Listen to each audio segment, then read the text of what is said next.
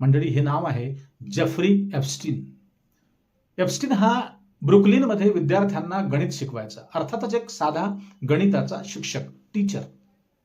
पण त्याच्या नशिबाने अचानक अशी एक कोलांट घेतली की या प्रोफेशनमध्ये असतानाच अचानक अरबपती लोकांचा तो फायनान्स ॲडवायझर म्हणून अगदी अल्पावधीतच नावारूपाला आला.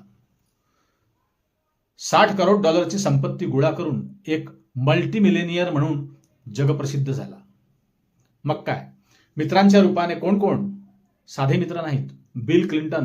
बिल क्लिंटन पासून तर इस्रायलचे माजी पंतप्रधान एहूद बराक आणि पुढे अमेरिकेचे राष्ट्राध्यक्ष डोनाल्ड ट्रम्प पर्यंत असे कितीतरी त्याचे व्हीव्हीआयपी मित्र त्याच्या संपर्कात येऊन त्याचे सख्खे दोस्त बनले. एप्स्टीन आयलँडवर जे काही काळं कृत्य सुरू होतं ते अनेक वर्ष सुरू होतं.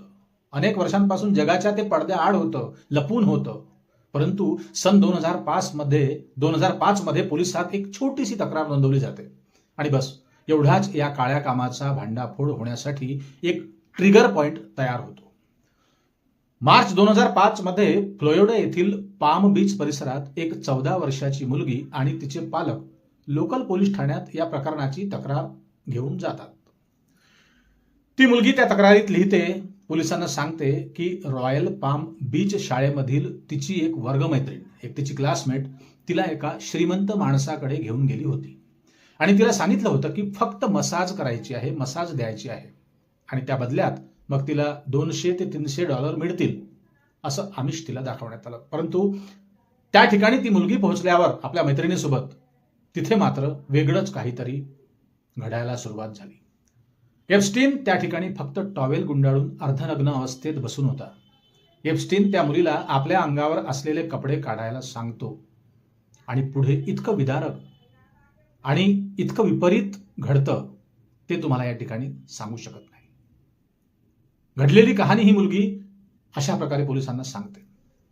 पोलीस आपल्या स्किलप्रमाणे, त्यांच्या सवयीप्रमाणे आणखी विचारपूस करतात.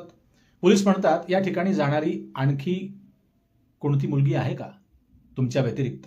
तर लगेच आणखी वेगळ्या 2 मुलींची नावं पुढे येते.